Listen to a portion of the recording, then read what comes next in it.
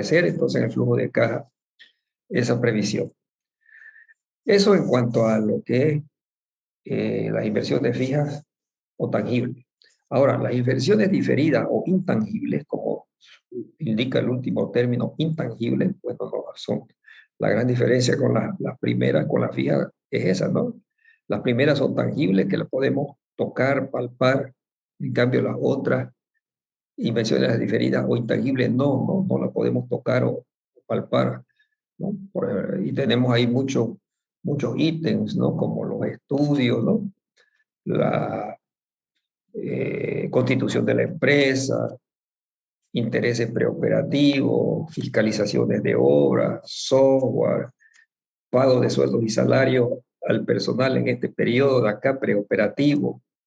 Todos los pagos, todos los costos que se generen en el periodo preoperativo, todos esos costos se los activa, o sea, son una inversión y se los considera como inversión diferida, ¿ya? Entonces, la inversión diferida únicamente se da en el periodo preoperativo.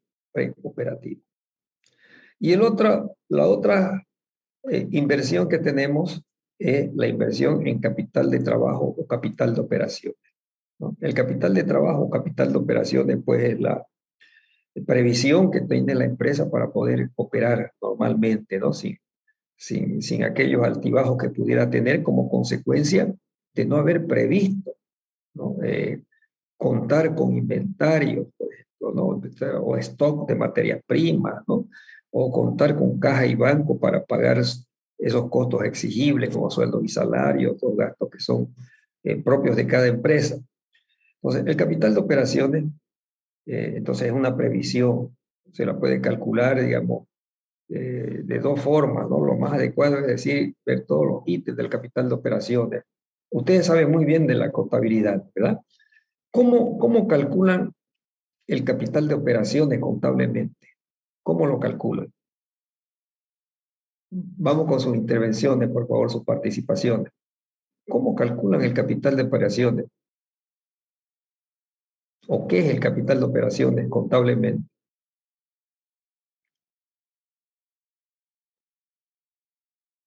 A ver, yo sé que manejan muy bien la parte contable ustedes.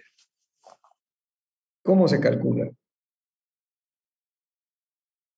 Hola, jóvenes. ¿No hay nadie que pueda responder? Se calcula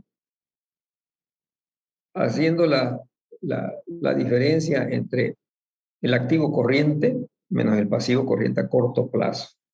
¿Sí? Activo corriente menos el pasivo a corto plazo. Otra preguntita, a ver, para que despertemos o para que participen. ¿Qué ítems componen el activo corriente?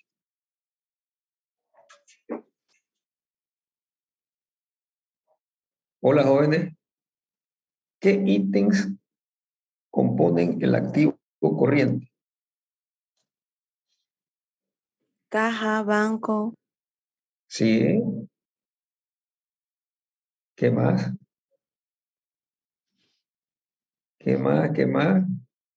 Estoy metiéndome en el área de ustedes y por eso estoy haciéndolo con cuidado, porque yo sé que ustedes manejan muy bien. Los documentos por cobrar, todo lo que es por cobrar. Documentos por cobrar, exactamente. ¿Qué cosas más?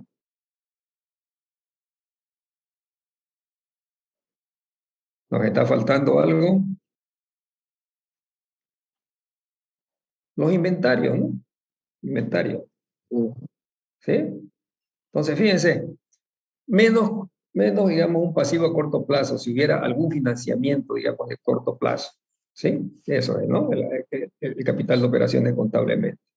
Bueno, ese capital de operaciones financieramente lo identificamos en este flujo, pienso, de cada gestión. Claro que está permanente, pero para objeto de nuestro flujo de caja, aquí le pondríamos una flechita hacia abajo. Esa flechita saben que son salidas de dinero, la flechita para arriba, ingresos de dinero, ¿no? Entonces, se lo calcula y financieramente lo consideramos, ¿no? A inicio de cada gestión, porque la empresa tiene que prepararse para entrar a una nueva gestión operativa. Prepararse quiere decir, oye, tenemos que tener en stock materias primas para que no nos falte, ¿verdad? De ahí, de nuestros almacenes, sacar y ponerlo ya en el proceso y contabilizarlo ya como costo, ¿sí? Eso es lo que se hace, ¿no? ¿Verdad? Por ejemplo, ese es el capital de operaciones. Tenemos una previsión, ¿verdad? Esa previsión la tenemos en todo el periodo, pero básicamente la consideramos aquí. Todo el periodo, ¿por qué? Porque contablemente podemos cortar en cualquier momento del tiempo y decir, este es nuestro capital de operaciones, haciendo esa operación aritmética, ¿no? Activo corriente menos pasivo a corto plazo. Pero ¿cómo lo calculamos? Volvemos otra vez. Yo digo, tengo un proyecto, como por decirle, la fábrica de casco, ¿no? Yo necesito tener en mi almacén stock de materias primas, ¿no? Para que no me falte. ¿Qué pasaría si de un momento a otro no tengo stock y yo tengo que producir? Hay altibajos en la producción, ¿verdad? ¿Okay? A eso se refiere, digamos, el capital de operación, de la previsión que tiene que tener la empresa para poder operar normalmente. Por ejemplo, sigamos con el ejemplo. ¿Cómo yo calcularía mi capital de operaciones? Se puede hacer de dos maneras, ¿no? La más correcta es lo que decimos, bueno, pues, ¿cuáles son los componentes del activo corriente? Todo lo que es inventario. ¿Y qué quiere decir todo lo que es inventario? Stock de materia prima, stock de productos terminados, stock de productos en proceso, ¿no? O inventario, de productos en proceso, o inventarios de productos en proceso. Todo lo que tenemos aquí, ¿no? Entonces, ¿qué quiere decir eso? Por ejemplo, yo determino que para que no me falle la producción de casco, debería tener cierta cantidad de stock, vuelvo a repetir, en mis almacenes. Además, en este caso es una materia prima importada, tengo que considerar que para que me llegue un nuevo lote, ¿no? de esta materia prima, porque es importada, los polietilenos y no sé qué cosa, tengo que considerar cuál es el tiempo que tardaría en reabastecerme. Y como mínimo en este caso de materias primas importadas, al caso de Bolivia, consideramos mínimo unos 3 meses de todo ese proceso, ¿no? Porque hay que abrir cartas de crédito, hay que hacer el pedido, cartas de crédito, transporte, ¿no? Y hasta que llegue a nuestros almacenes. Entonces, ¿será que nuestros almacenes tendremos físicamente un mes, pero 2 meses pueden estar, digamos, en proceso, ¿no? de pedidos y de transporte? En conjunto, digamos, yo voy a tener la necesidad de contar con dinero, con recursos, para tener, digamos, la adquisición de 3 meses de materia prima. Entonces, mi capital de operaciones, en este caso, sería 3 meses los requerimientos de materia prima. ¿Está entendido? Luego tenemos los inventarios de productos en proceso.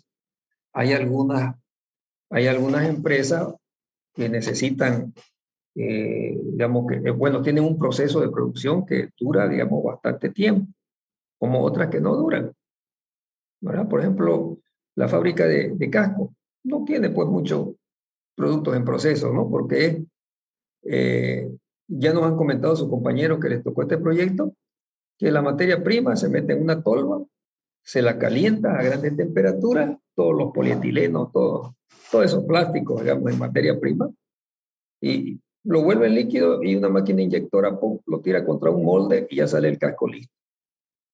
No hay nada, ¿no? Pero hay otras que tienen, digamos, un proceso de producción más largo en periodo de tiempo. Por ejemplo, las ladrillerías, la cerámica, como ustedes conocen, ¿no? ¿Verdad? Tienen que estar en cocimiento, todo eso. La fábrica de cerveza es un caso bien claro para la explicación, digamos, de productos en proceso. Esos tanques de almacenamiento que tienen, todos han visto, ¿no? La fábrica de cerveza. Tenemos una aquí, kilómetro 12, creo, de ida a La Guardia. Esos tanques de almacenamiento que ven ustedes ahí, hay millones de litros de productos en proceso. Una vez nos visitamos la cervecería nosotros aquí, cuando estaba en la avenida Bush, ahí vecino a la universidad, y nos explicaron todo el proceso ahí, con unos alumnos estuvimos ahí. Y nos indicaron que más o menos tardan un mes, ¿no?, en que toda ese producto de ahí esté listo. Mosto, fermentación y no sé qué cosas más, maduración. Un mes tarda.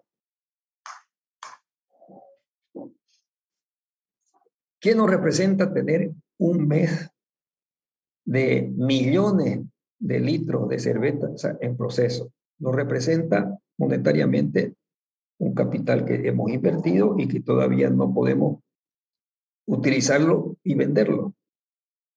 Entonces, esa cuantificación, digamos, es necesaria. Esa empresa, por ejemplo, como una cervecería, tendría que calcular muy bien cuál es su capital de operaciones correspondiente a productos en proceso. ¿Sí? Hay millones de dinero, o sea, porque es dinero invertido, vuelvo a repetir ahí. Una liquidez que no es liquidez, sino que es un dinero que está ahí y que no le está generando todavía liquidez como consecuencia de su venta. El otro es, por ejemplo, productos eh, eh, productos terminados. Ahí sí hay muchas empresas que sí, ¿no? Tiene que estocar productos terminados porque no es como el pan, ¿no? Sale del horno y uno lo vende. Hay unas situaciones de una empresa que tienen que tocar por diferentes motivos, ¿no? Cuestiones de repente de utilización eficiente del medio de transporte. Por ejemplo, tengo un pedido de 3 contenedores. Y lo estoy comenzando a producir para tener listos mis 3 contenedores, ¿no? Y el producto terminado. O sea, es un producto terminado en el cual hemos incurrido en costos, pero no hemos recibido, ¿no?, el ingreso correspondiente por su venta. Entonces, digamos, los inventarios o stock de productos terminados, productos en proceso y materias primas es un componente muy importante en cualquier proyecto o cualquier empresa, como quisiéramos llamar. Ahora, si la empresa tiene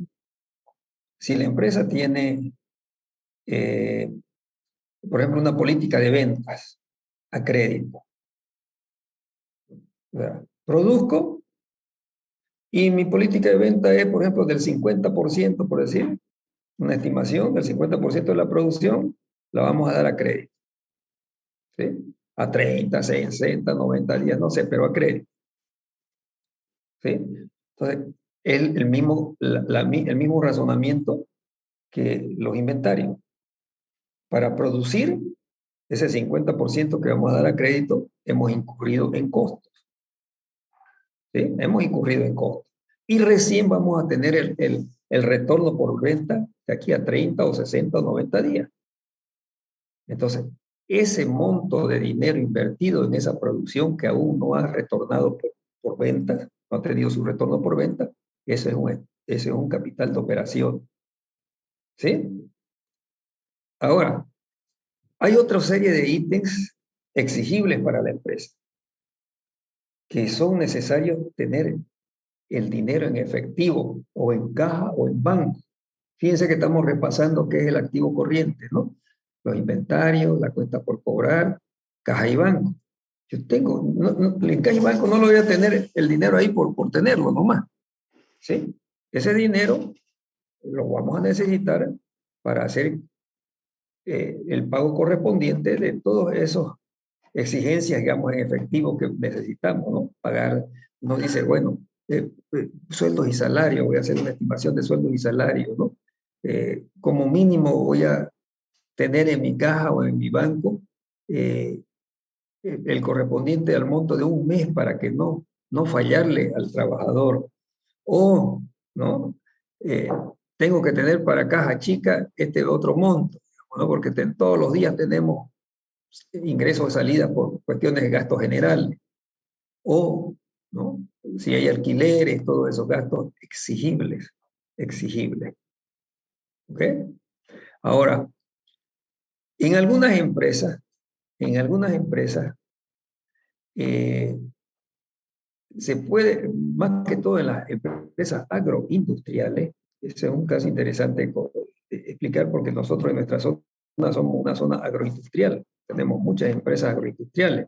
¿Cuáles son las empresas agroindustriales? Aquellas que su materia prima proviene del agro, ¿verdad? Tenemos muchas. Por ejemplo, una fábrica de aceite, ¿no? ¿Cuál es su materia prima? Soya, girasol, por ahí, ¿no? ¿Okay? ¿Qué ocurre con la provisión de esa materia prima? Esa materia prima, ¿quién la provee? Puede ser que la misma fábrica tenga su campo de cultivo o con seguridad se provee de productores independientes. Muchos de ellos son pequeños productores agrícolas. Entonces, estas empresas, para asegurarse la provisión de esas materias primas, le otorgan un adelanto, ¿verdad? Eso se llama financiamiento a proveedores de materia prima. Le otorgan un adelanto, ¿no?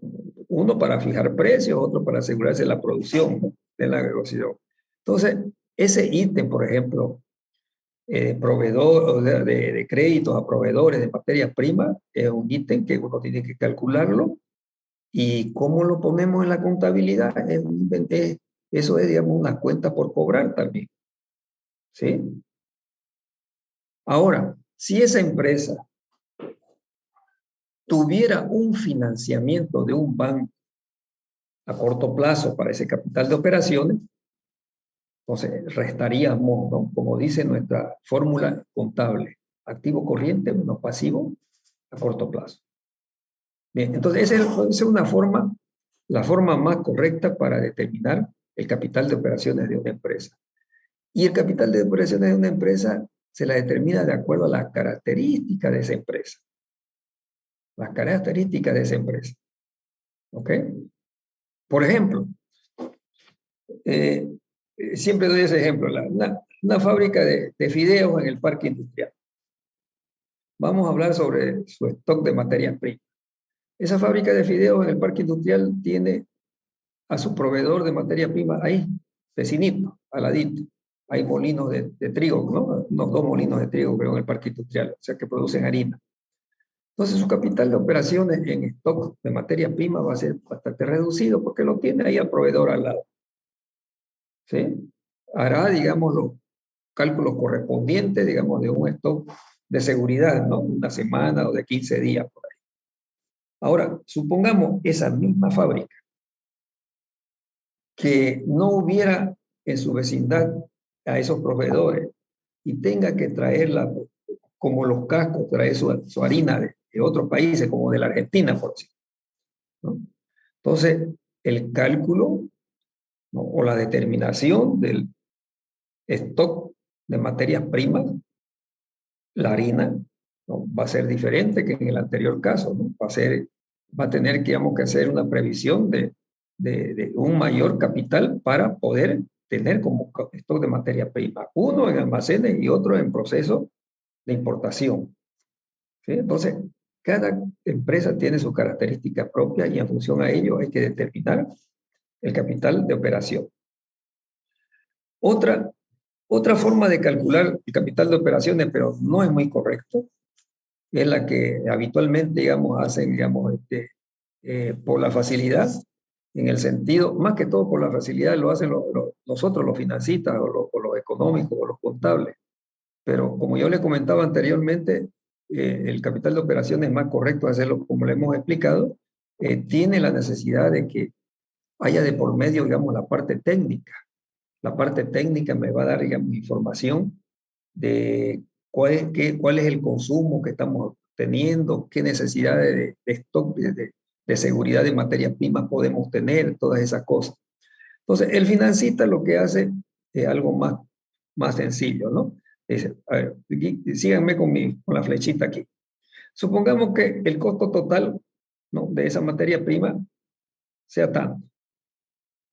Un monto total de $12,000, por poner una cifra bastante cómoda para hacer el ejemplo, ¿no? $1,000 cada mes, ¿no?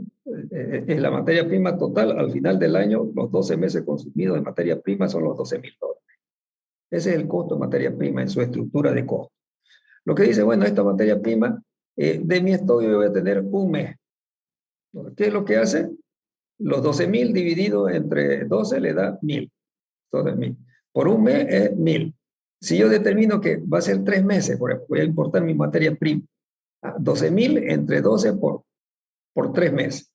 ¿Sí? Lo hacen de esa manera sencilla. Vuelvo a repetir, se van a la estructura de costo y razonan de esa manera, ¿no? Mi capital de operación de términos generales está.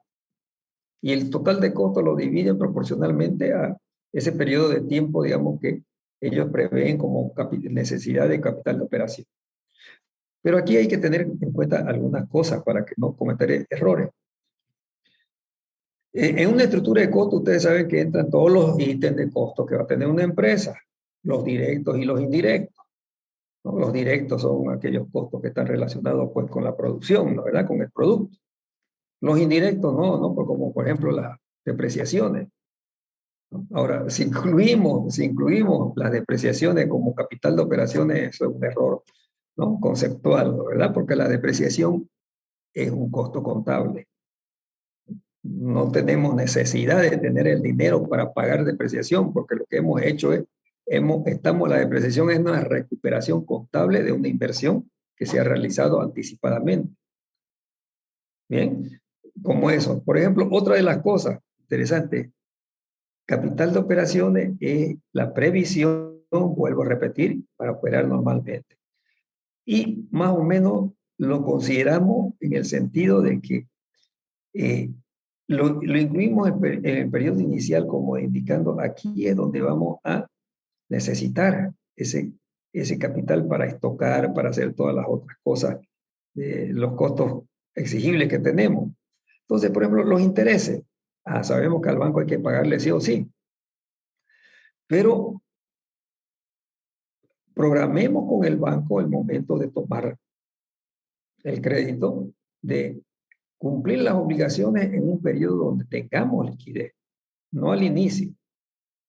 Entonces quiere decir que programemos y eso puede reducirnos nuestro capital de operación. Lo mismo hagamos con otros ítems relacionados, muy relacionados, donde podríamos programar, ¿no? Los pagos, por ejemplo, seguros que toman las empresas, siempre seguro contra todo riesgo, ¿no? De sus inmuebles, de sus activos fijos, de su capital de operaciones, su stock de materias primas, etcétera. ¿No? La prima cancelémosla pues en periodos donde tengamos liquidez. ¿Ok? Mantenimiento de obras civiles, de equipos y maquinaria. Pongámonos a pintar la fábrica cuando tengamos liquidez, no cuando necesitemos y estamos, digamos, escasos de dinero. Entonces, la segunda parte, vuelvo a perder, o sea, la otra forma de calcular el capital de operaciones que no está correctamente, hay que tomar en cuenta el tema de los costos exigibles. Yo sé que todos los costos son costos, pero unos no son, digamos, podemos nosotros patearlo más allácito donde tengamos liquidez. O en el caso de las depreciaciones no la incluyamos porque la depreciación no es un costo, pues, ¿no? No es un costo efectivo, es un costo contable. Bien, hemos repasado nuevamente en términos generales así lo que son las inversiones fijas, las inversiones diferidas y el capital de operaciones. Yo creo que esos conceptos ustedes tienen que tenerlos bien claritos. ¿Algún comentario? ¿Alguna pregunta? Bueno, sigamos entonces con todo esto que hemos hablado, lo estamos tratando de operativizar, ¿no? Tratando de operativizar quiere decir que yo le voy a mostrar algunos ejemplos, ¿no? De esta parte económica financiera ya más a lo práctico.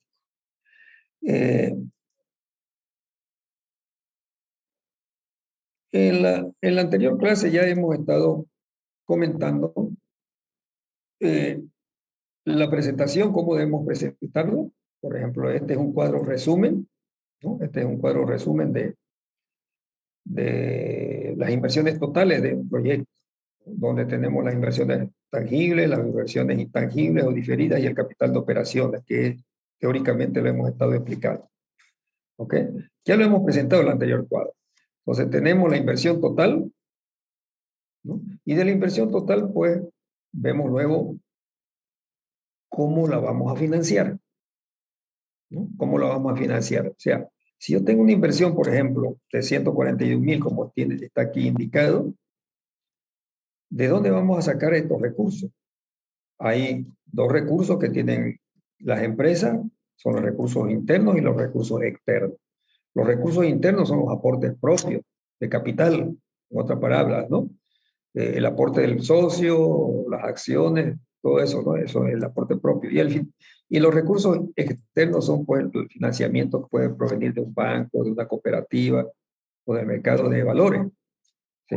Por ejemplo, en este caso, del total de las inversiones, se determinó, digamos, para este proyecto un financiamiento de $50,000 para, para financiar activos fijos y de $5,000 para capital de operaciones.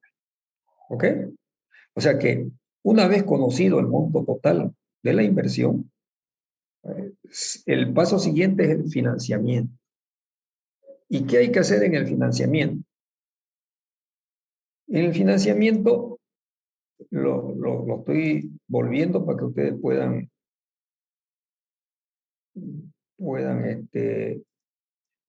sacarle fotito o tomar mejores los apuntes. En la parte financiera de un proyecto, ¿qué es lo que se hace? Primero, conocido, ¿no? Conocido el... ¿Están viendo la proyección? Sí, listo. Y muchas veces yo estoy explicando y por estos temas de apretar el botoncito del ratón a veces no proyecto. Bueno, lo primero uno conocido, digamos, la inversión total, como el ejemplo que hemos indicado, como se define de qué manera vamos a financiar el proyecto, ¿no? La estructura correspondiente, hay recursos internos, hay recursos externos. Una estructura sana, pero en el punto del filo, como uno dice, es, digamos, tener una estructura de un 70% financiado, un 30% de aporte propio. Inclusive los bancos, la cooperativa le dicen eso, ¿no? Yo te financio tu proyecto, pero ustedes tienen que poner como mínimo un 30% de aporte propio. Nosotros a lo máximo un 70%, ¿no? Puede haber cualquier otro tipo de estructura, como el que nos presentamos en el ejemplo que acabamos de sacar, creo que era un 60-40%, ¿sí? Pero por cuestiones de endeudamiento, digamos, ese sería lo máximo razonable en cuestiones de riesgo para un financiamiento. Una vez se ha definido la estructura financiera, ¿no? Uno comienza a buscar la mejor alternativa del financiador. O sea, se va al banco A, banco C, cooperativa, etcétera, etcétera, y ve las condiciones que puede conseguir el proyecto. Entonces se analizan y se define la mejor alternativa de financiamiento externo. ¿Ok? Y una vez definida la mejor alternativa de financiamiento externo, pues se elaboran los cuadros de cumplimiento de las obligaciones de financiamiento externo. ¿Ok? Vamos a explicarlo operativamente.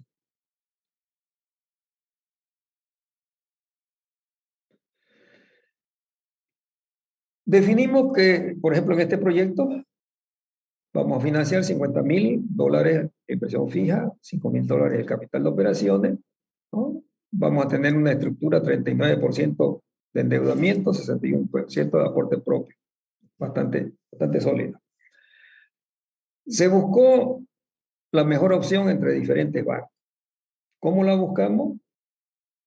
Viendo las condiciones del crédito, ¿verdad? ¿Qué monto total nos están financiando o pueden financiar? ¿Cuál es la tasa de interés y los periodos de repago? Por ejemplo, se indica que vamos a financiar $50,000 al 11% con 5 años, ¿no?, de plazo, incluyendo uno de gracia. Eso quiere decir que vamos a tener un periodo de gracia donde el proyecto no va a cancelar la cuota de amortización y en los otros 4 años siguientes lo vamos a cancelar. Entonces, una vez definida, por ejemplo, aquí se definió Banco B, ¿no? Y se hace el cuadro de cumplimiento de la deuda correspondiente. O sea, se calculan los intereses, se calculan las amortizaciones. De la misma manera, por ejemplo, lo mismo ocurrió con el financiamiento de $5,000. No es, digamos, una definición de que un proyecto defina con un solo banco el financiamiento, por lo general es, ¿no? Pero uno puede tener otra mejor opción, por ejemplo, un banco CEPO. Cuestiones del ejemplo, ¿no? Nos ofreció las mejores condiciones de crédito para el capital de operaciones, que son estas, ¿verdad? Casi todos los bancos en nuestro medio, digamos, financiamiento al capital de operaciones es bien escaso, y es de muy corto plazo, ¿no? 180 días, dan máximo un año de plazo. O sea, en el mismo periodo hay que repagarlo de otra manera. Y la tasa de interés siempre es mayor, ¿no?, que la del capital de operación. De la misma manera, se desarrolla, digamos, el cuadro de cumplimiento de la deuda. Ahora, un poquito qué podemos comentar en términos generales de estos. Los intereses en el periodo operativo, son costos, no son costos. Ya sabemos que el costo del dinero son los intereses, o el interés es el costo del dinero. Y los intereses en el periodo preoperativo, como en este caso, es una inversión diferida, ¿no? Es una inversión diferida. Pues aquí está, inversión diferida. ¿Bien? Ya hemos explicado el por qué. Todos los gastos o costos que, como quisiéramos llamarlo, que se tengan en el periodo preoperativo, hay que activarlos. Son inversiones diferidas. Y luego se recuperan en el costo con el mismo procedimiento que las depreciaciones del activo fijo. Las amortizaciones no son costos, ya ustedes muy bien saben, las amortizaciones no son costos. Es un flujo, ¿no?, que hay que considerarlo para cuando elaboremos nuestro flujo de caja. Bien, ¿alguna pregunta sobre el financiamiento? ¿Alguna pregunta sobre el financiamiento? Yo dije que iba a hacer un repaso rápido y lo estoy haciendo nuevamente detallado. Estoy repitiendo, ¿no?, lo que vimos en la anterior clase. Bueno, todo esto lo vimos en la anterior clase. Entramos al tercer componente de esta parte que llamamos estudio económico financiero. Esta parte de estudio económico financiero, repetimos, son las inversiones, el financiamiento y la proyección de los ingresos y costos. Bien, entremos a la tercera parte, la proyección de ingresos y costos.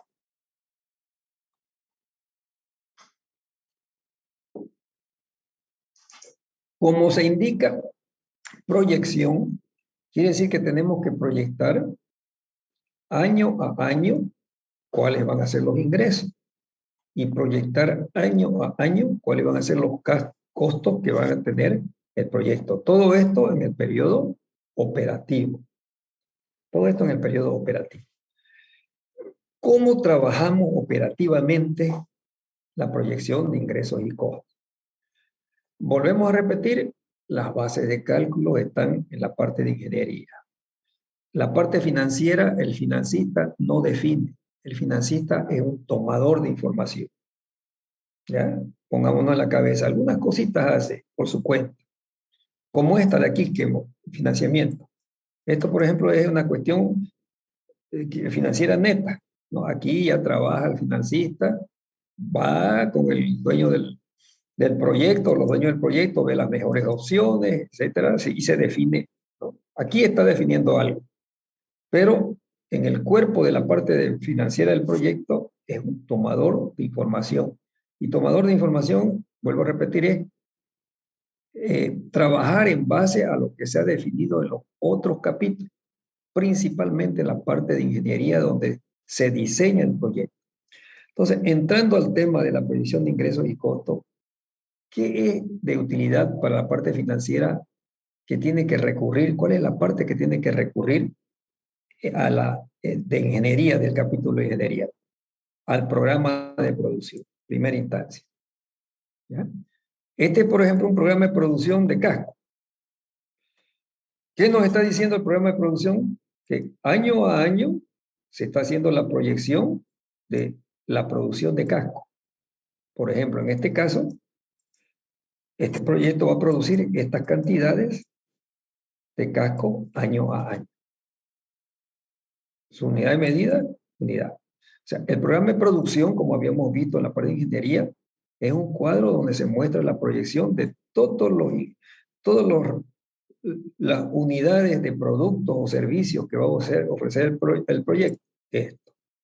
Y derivado de estas cantidades, ¿no?, se determinan los requerimientos directos de producción. En el caso de este ejemplo tenemos las materias primas, los diferentes poliéster, polietileno, no sé cómo, y energía eléctrica que se ha calculado. ¿Sí? ¿Cómo lo calculamos todos estos valores? En función al balance de materiales. Eso lo vimos en la parte de ingeniería. Entonces, este cuadro es la base para hacer las proyecciones de ingresos y costos, fundamentalmente. ¿Cómo hacemos la proyección de ingresos? Entonces deducimos que la proyección de ingresos no es más que multiplicar esta cantidad por el precio que lo ha determinado el mercado. Los especialistas en mercado han dicho, este es el precio. Entonces, volvemos aquí a repetir, el que hace la parte económica financiera de un proyecto, un tomador de información. Ellos no tienen por qué definir el precio, son los especialistas de mercado. ¿Ok? Bien. Entonces, elaboramos un cuadrito de proyección de ingresos, muy sencillo para este ejemplo, porque es un solo producto, la cantidad de casco multiplicada por el precio correspondiente, ¿no?, del casco. ¿Alguna pregunta sobre la proyección de ingresos? ¿Alguna preguntita?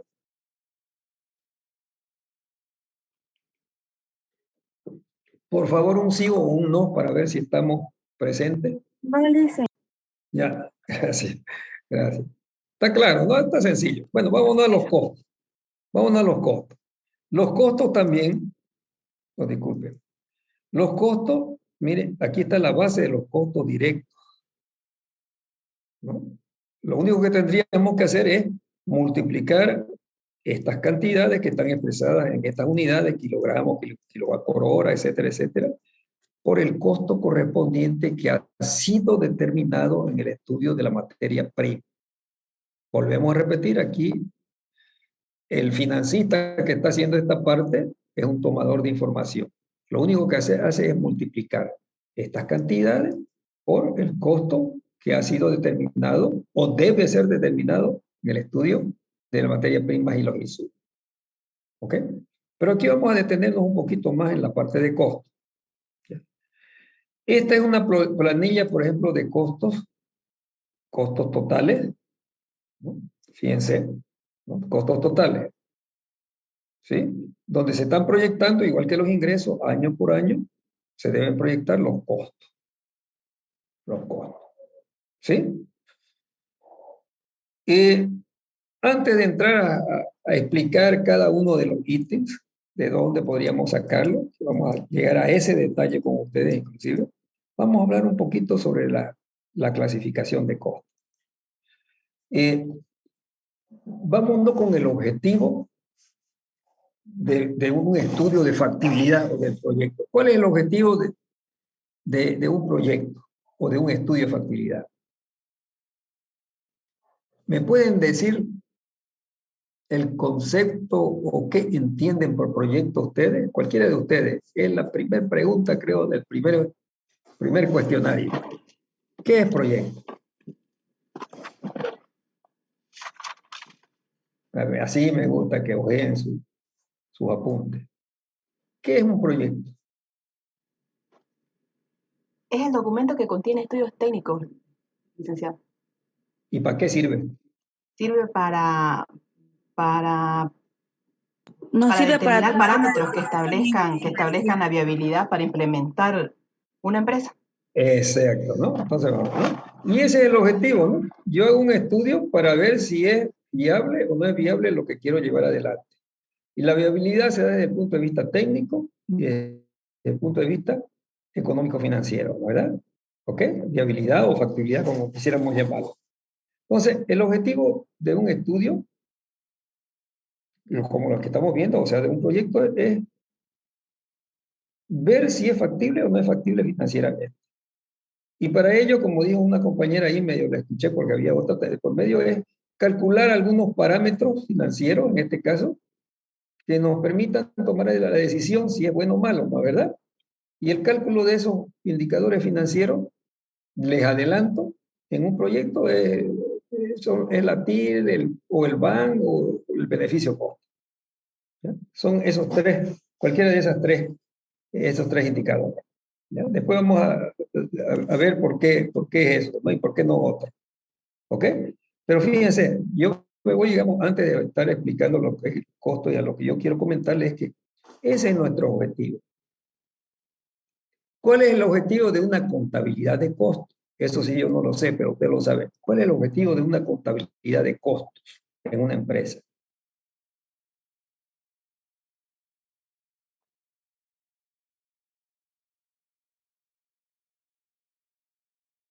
¿Cuál es el objetivo? Yo no lo he estudiado, pero deduzco, ¿no? ¿Para qué quiero hacer una contabilidad de costos de una empresa? Para conocer el costo, ¿no? Total o de operación de una empresa, ya sea un costo general por producto y hacer un seguimiento adecuado, ¿no? ¿Verdad? Y tomas de decisiones. Puedo, digamos, definir una contabilidad de costos que tengan todos esos objetivos. Yo quiero conocer cuál es el costo total de costo para producir eh, casco, costo unitario, por ejemplo, ¿no? Y después quiero conocer, digamos, costo por secciones o costo por no sé qué, ¿no? Divisiones o lo que sea, ¿sí? Y yo estructuro, digamos, mi sistema de costos de esa manera.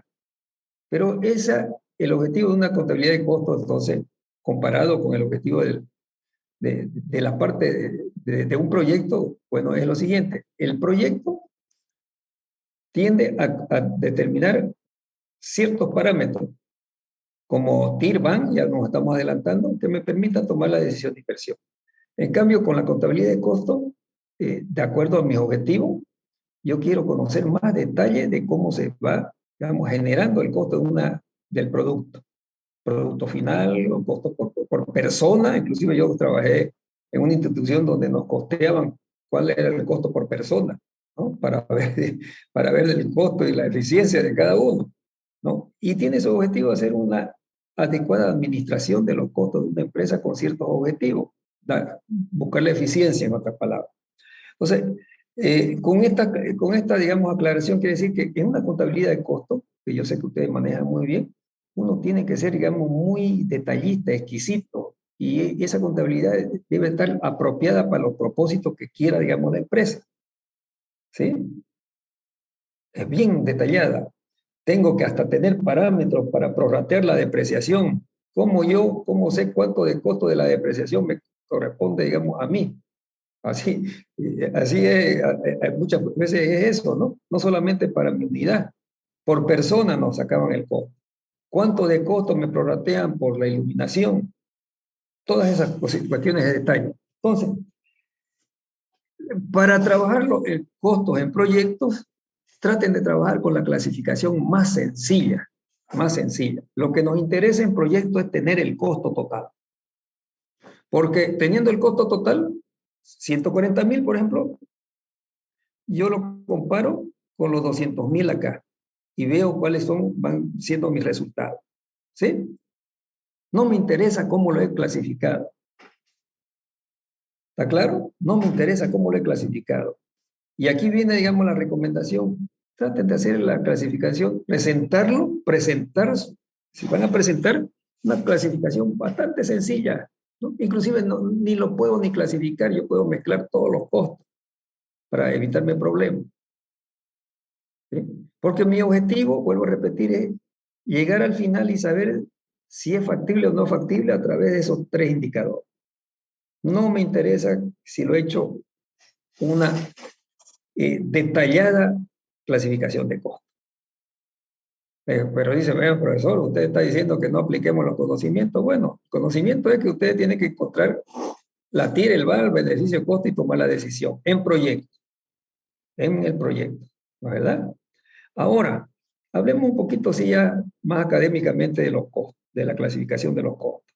En un proyecto podemos, el ejemplo es, no se compliquen en la clasificación de costos. ¿Por qué? Porque lo que queremos es solamente encontrar TIR, VAR, beneficio costo. Y además, en un proyecto, ¿no?, se hace lo que se conoce el análisis de sensibilidad. ¿Qué quiere decir el análisis de sensibilidad? Primero, con todos estos cálculos básicos que estamos haciendo, vamos a tener un resultado, por ejemplo, de TIR.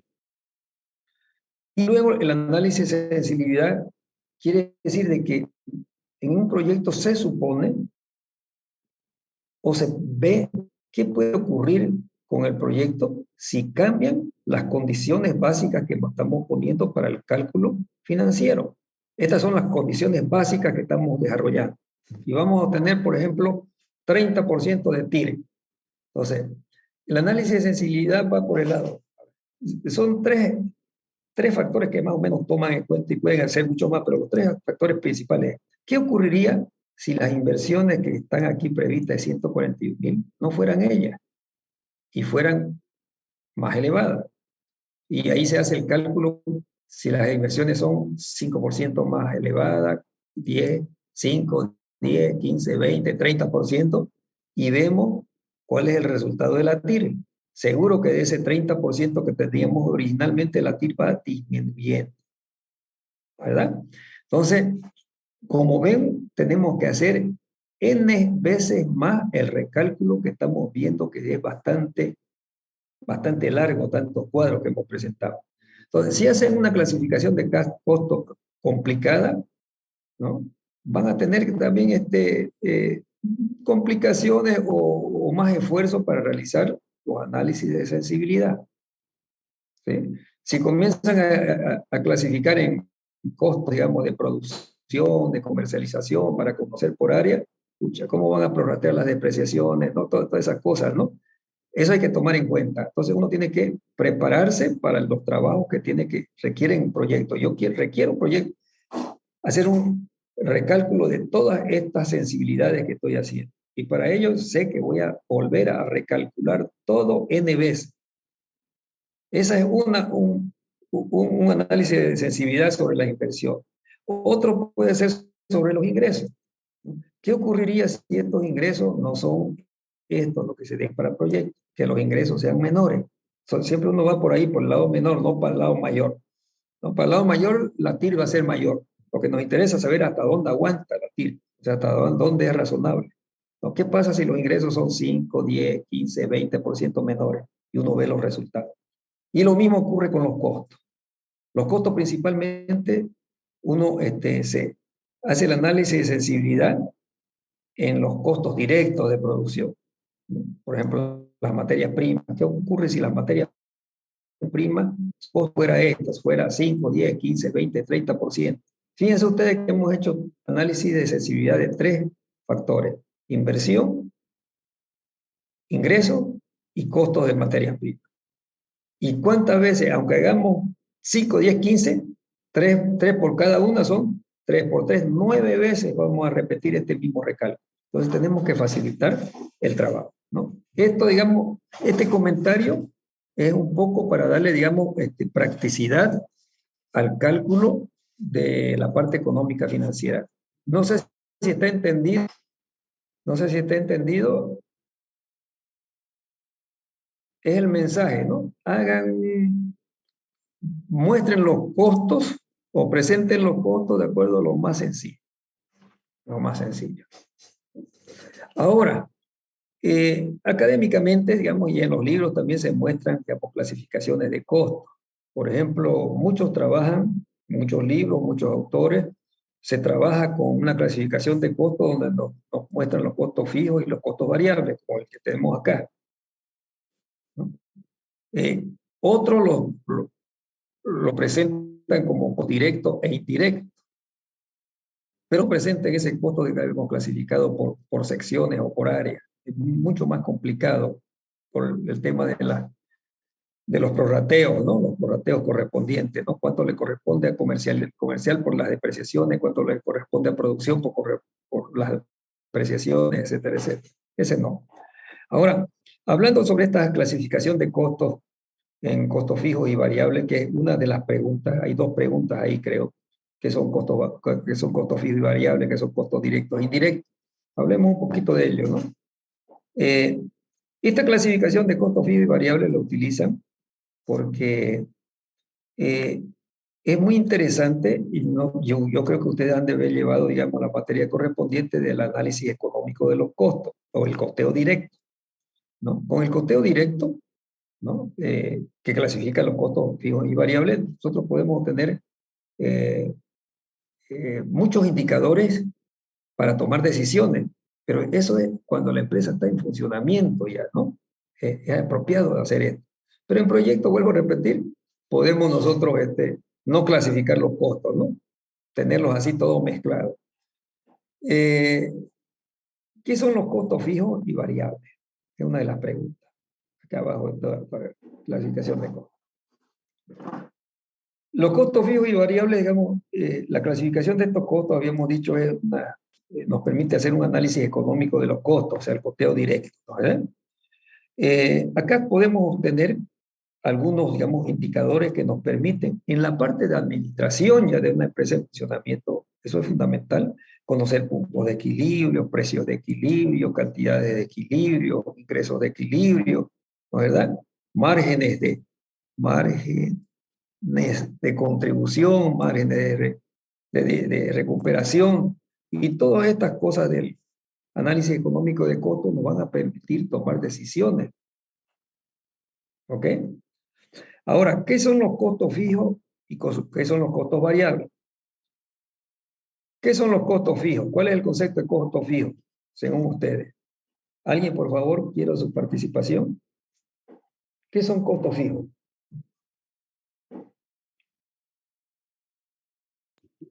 Un costo que no se modifica, Alicia. Un costo que no se modifica. Es un costo que a pesar de los ingresos, como dijo el compañero, no se modifica, siempre está ahí. Un ejemplo sería los alquileres. Los alquileres. ¿Los intereses será un costo fijo o un costo variable? Es variable, Alicia. Los intereses. ¿Por qué? ¿Por qué será variable?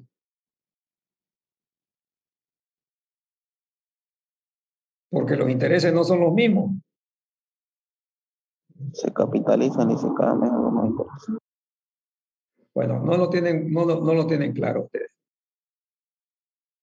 Costos fijos son aquellos que no tienen nada que ver con el volumen de producción, o sea, no están relacionados con la producción.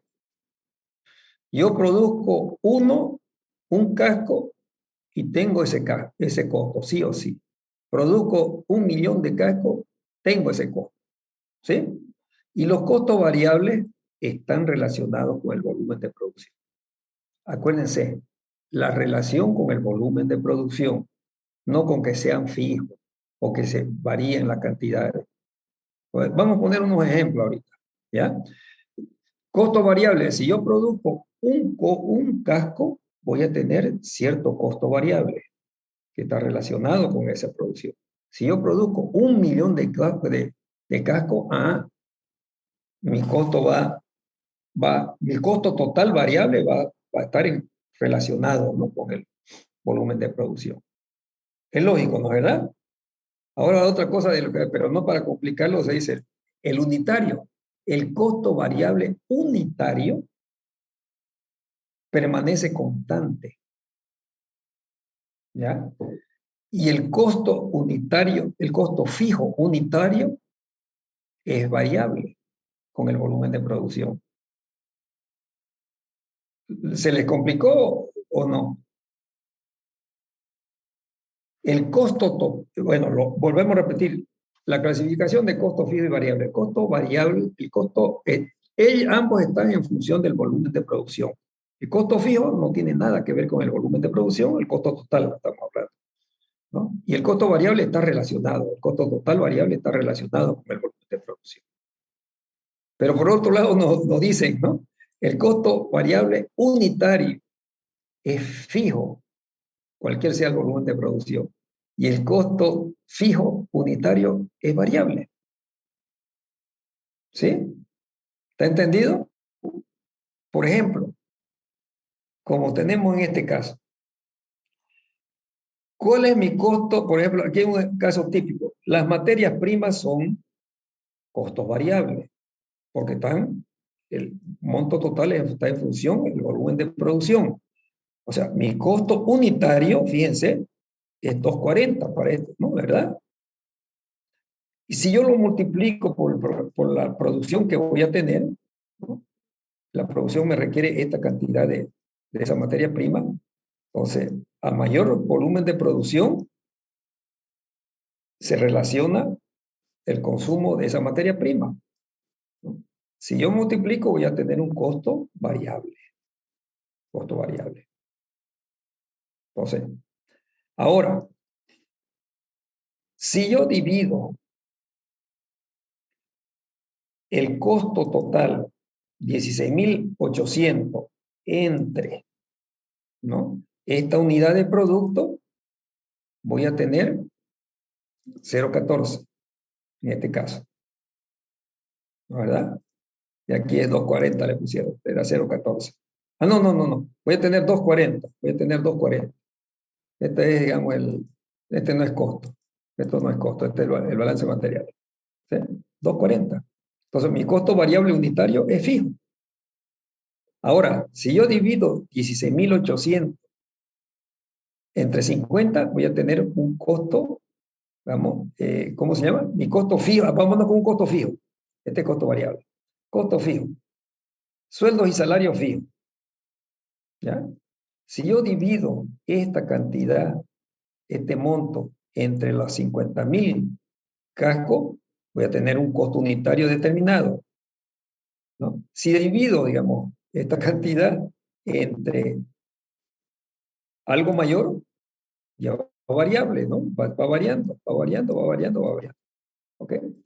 Bueno, no nos compliquemos entonces con eso que les dije, que el costo unitario fijo, el costo variable, ¿no? Unitario. Vámonos con el costo total. Están en función al volumen de producción, el costo variable. El costo fijo no está en función del volumen de producción. ¿Okay? Ahora, esta clasificación de costos sí, hay que tener mucha información porque hay algunos costos que son semifijos y otros semivariables.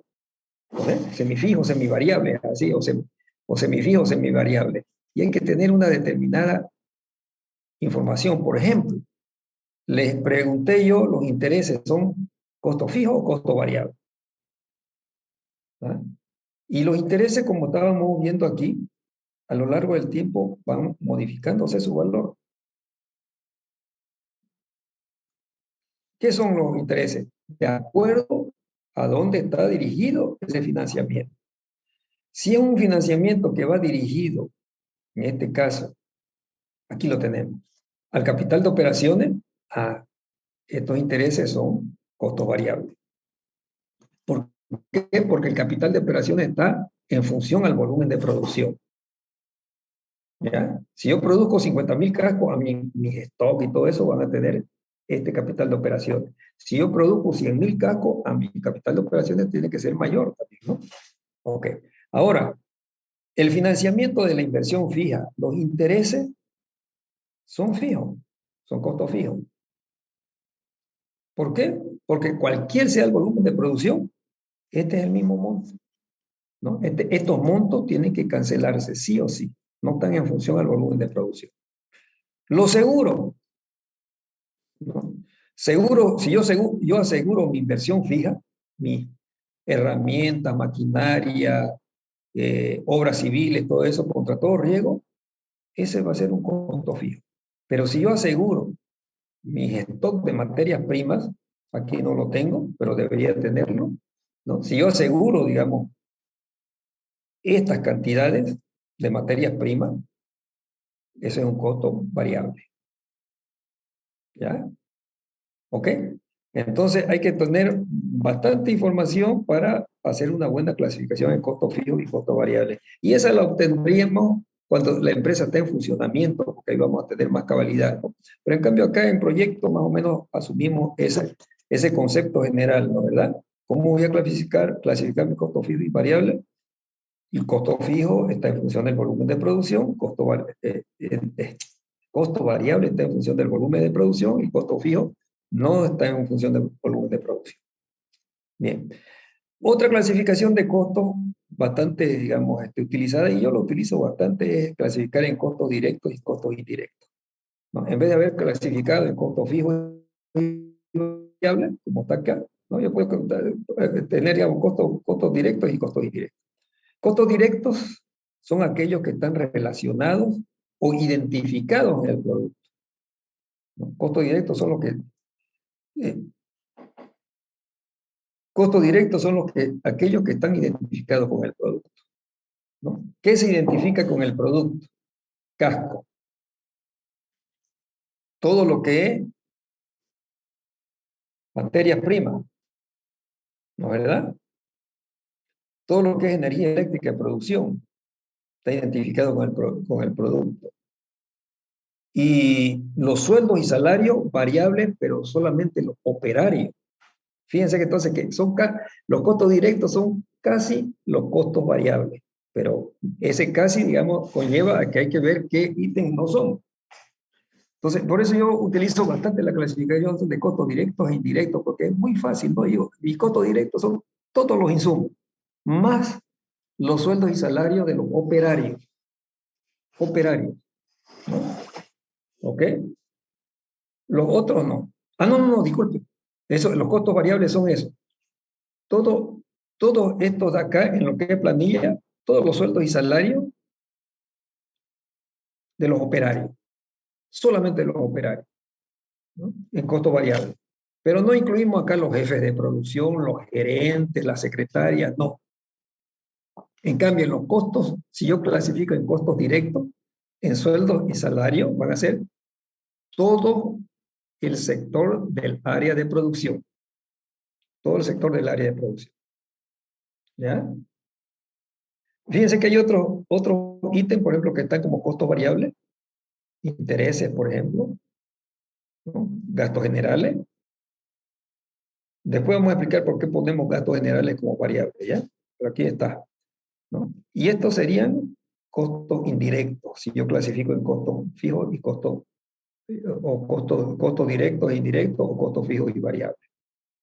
Entonces, los costos directos son todos aquellos que están identificados en el producto, ¿verdad? Y los costos indirectos son todos los demás ítems. Es otra forma de clasificar.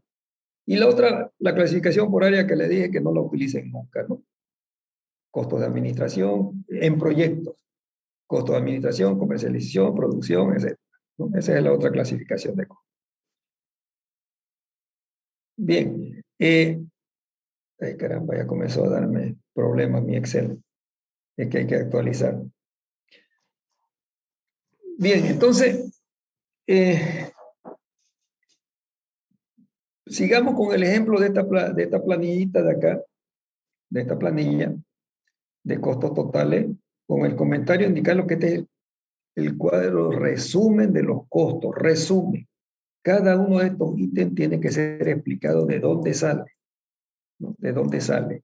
Por ejemplo, entre los costos variables, tenemos todo lo que son de dónde sale, digamos, el costo de los insumos, del programa de producción, de todos los insumos, por el costo unitario correspondiente.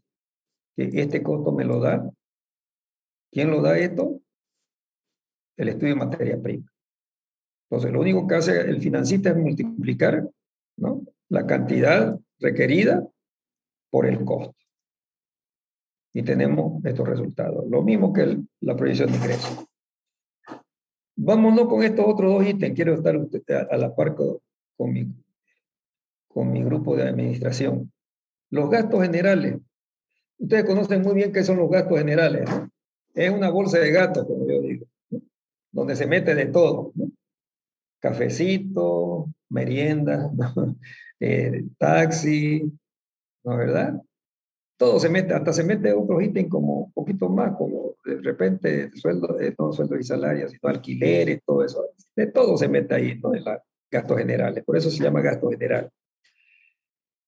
Y si yo tengo una empresa en funcionamiento, para hacer una presupuestación, y yo puedo remitirme, digamos, a la contabilidad, es decir, preguntar cuánto ha sido el costo del gasto generales, digamos, en las gestiones pasadas, y tengo el registro, ¿no? Pero como estamos en proyectos, que no tenemos ese histórico de registros contables, entonces tenemos que hacer unas presupuestaciones, estimaciones, ¿no? Y la estimación, digamos, recomendada y aceptada para calcular, digamos, los gastos generales, uno no sabe qué es lo que tienen gastos generales, vuelvo a repetir, es una bolsa de gatos que le meten de todo, ¿no? Entonces, se recomienda como base de cálculo, por ejemplo, tomar en cuenta los ingresos. Entonces, aquí abajo tienen ustedes unas bases de cálculo para determinados costos.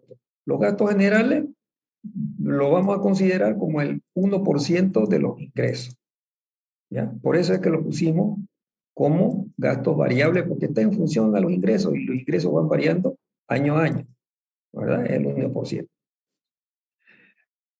Sueldos y salarios variables.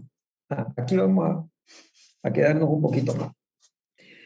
Para calcular los sueldos y salarios, aquí ya interviene el financista, no nos sentamos disminuidos cuando decimos los financistas, o sea, de la parte económica y financiera somos unos tomadores de información. Aquí ya podemos desarrollar un poco de nuestro conocimiento. Tenemos que elaborar una planilla de sueldos y salarios, ¿ya?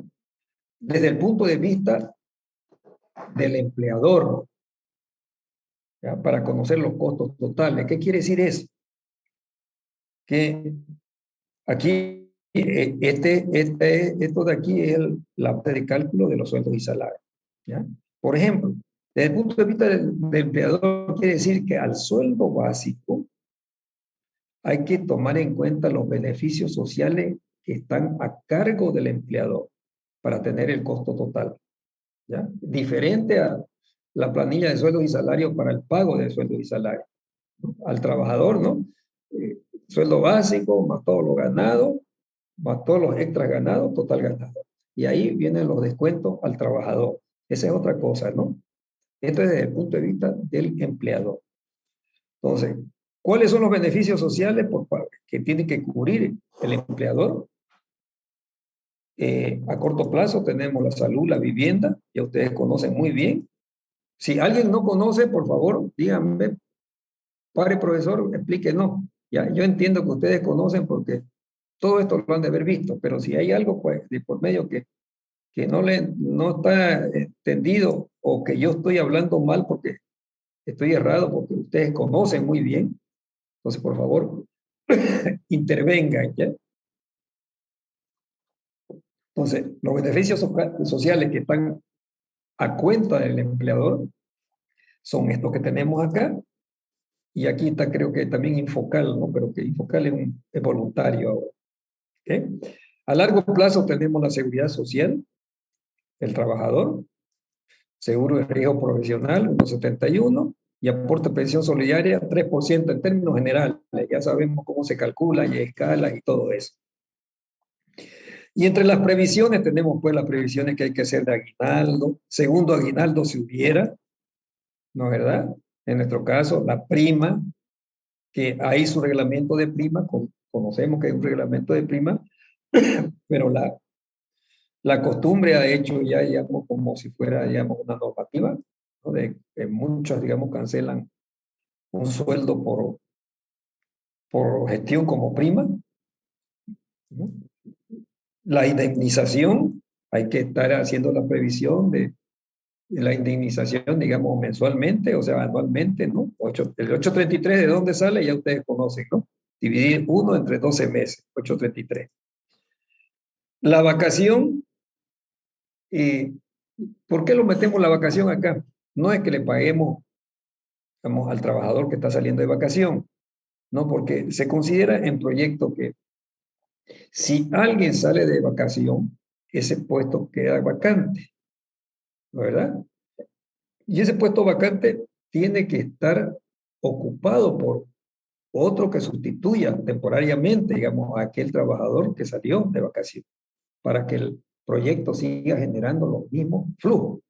Esa es ¿no? Ahora, en la práctica, muchas veces, digamos, ocurre lo contrario. No ocurre eso, ¿no? Ocurre que salió el trabajador de vacación y queda el hueco, ¿no? Y esto, digamos, se ahorraría, digamos, como costo la parte del empleador, ¿no? Pero lo correcto para proyectos, como estamos en finanzas, es decir, alguien salió de vacación y alguien quiere venir como sustituto y cancelar ese sueldo, ¿sí? Es como una previsión.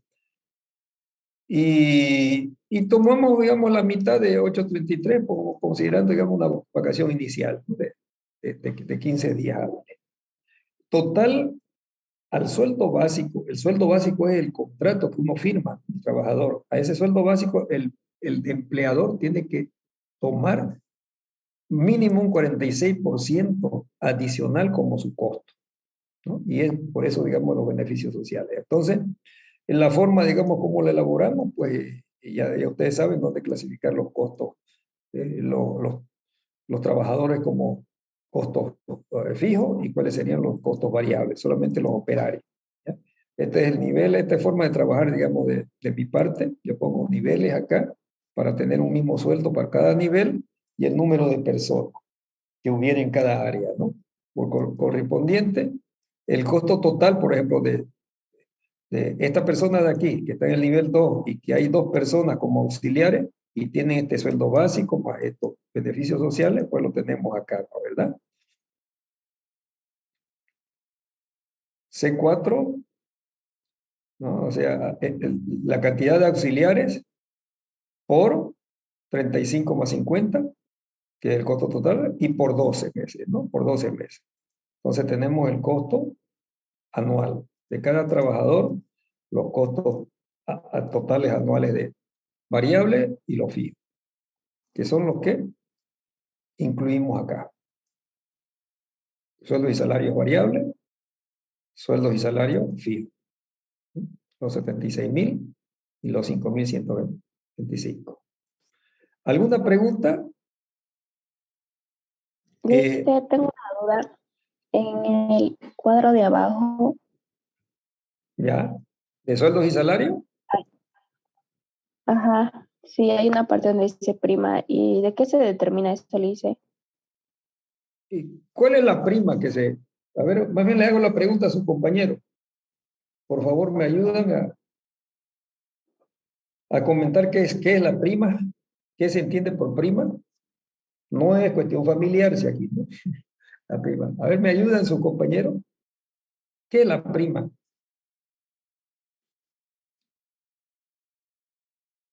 Son los Usted, incentivos licenciados por rendimiento de las empresas que se da al empleado, al trabajador, que la empresa otorga a cada trabajador. exacto. Por ejemplo, yo tengo un familiar que tiene unos incentivos muy interesantes, como usted dice, adicionales a lo que gana. Por ejemplo, si gana $1,000, ¿no? A él le llega como prima por buena producción y todo eso, tanto. Eso se pone en el contrato fundamentalmente, o cualquier cosa, ¿no? Por ejemplo, dice, por ejemplo, sos un gerente, ¿no? Si hay utilidades así, te voy a dar el tanto por ciento. Esa es una prima, es lo que dice su compañera. Pero la prima obligatoria, ¿no? Es, digamos, si una empresa tiene utilidades, tiene que parte de esa utilidad redistribuirla entre sus trabajadores. Esa es la prima. Como comenté, hay un reglamento de pago de prima, ¿no? Que está indicado, digamos, qué porcentaje de esa prima, de esa utilidad se tiene que redistribuir.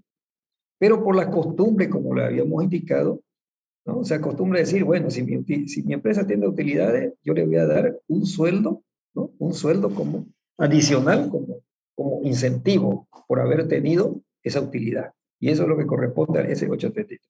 Esa es la prima. Gracias. ¿Alguna otra pregunta?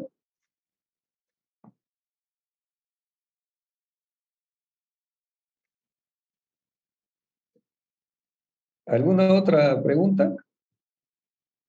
No, está. Claro, ¿ya? Y yo me despido. Van a disculpar que me faltan 2 minutos para entrar a clase con mi otro curso. Son las 8:28. Y nos quedamos con ustedes hasta acá, ¿ya? Una cosa, me había olvidado. Este próximo viernes no vamos a pasar clase, ¿ya? No vamos a pasar clase este próximo viernes. Mañana es feriado y hay un día pues medio metido ahí que es el viernes nuevamente y yo voy a aprovechar, por ejemplo, para hacer unas actividades que no podía hacerlo, ¿ya? Está bien. Entonces, hasta el próximo lunes, ¿eh? Ya, listo. Hasta el Hasta próximo lunes. luego. Hasta Gracias. luego. Bueno, Lice. Hasta Hasta luego. luego. Hasta luego, Licen. Hasta luego. Hasta luego, Licen. Hasta luego.